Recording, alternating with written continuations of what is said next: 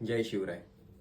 अलीकडेच काही चित्रपट निर्माते महाराजांबद्दल खोटा अपविचार करत आहेत. त्याबद्दलच हा एक व्हिडिओ आहे. महाराजांनी रायगडावर मशीद बांधली असा एक त्यामध्ये डायलॉग करण्यात आलाय. त्याबद्दल महाराजांनी रायगडावर मशीद बांधली असा खोटा प्रचार अलीकडे केला जातो. महाराजांनी कधी कुठेही मशीद बांधल्याचा काहीही पुरावा नाही. 1689 पासून पुढे काही वर्षे रायगड मुसलमानांच्या किंवा सिद्धीच्या ताब्यात होता, तेव्हा ती मशीद बांधली गेली असेल कदाचित. परंतु महाराज जिंजीच्या स्वारीहून परत येत असताना एकोजीने महाराजांच्या जिंजी प्रांतातील सैन्यावर हल्ला केला आणि त्यात त्यांचा पराभव झाला. ही बातमी समजल्यावर महाराजांनी नोव्हेंबर 1677च्या सुमारास त्याला जे पत्र लिहिले त्यातील एक उतारा असा आहे: आम्ही स्वार होऊन दर मजल तोरल प्रांतास आलो. येथे ऐसी खबर ऐकली की तुरुक म्हणजे तुर्क लोकांच्या बुधीस लागून आमच्या लोकांशी झगडा करावा. ऐसे मणी धरून आपली सारी जमेत एकवट करून आमच्या लोकांवरील पाठवून दिलेत.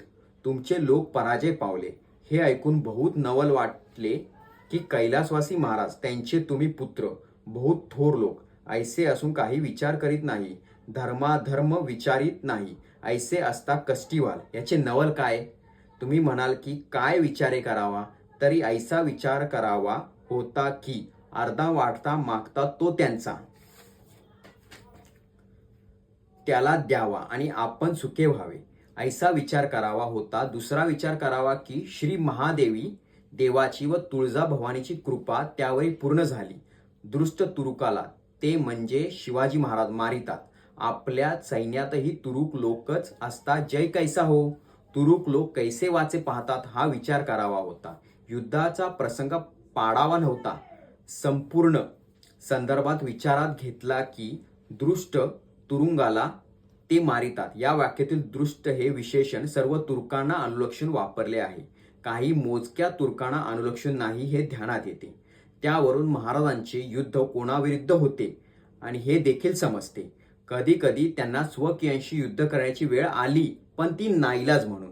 आणि दुसरी गोष्ट, महाराज एकोजीला म्हणत आहेत की तू असा विचार करायला हवा होतास की आपल्या सैन्यातही तुरुक लोकच असतात.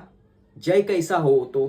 दुसऱ्या शब्दात सांगायचे तर ते तुकोजीला म्हणत आहेत की मी दृष्ट तुर्कांना मारतो आणि जर तुझ्या सैन्यात प्रामुख्याने तुर्कच आहेत मग तुझा विजय कसा होईल. स्वतः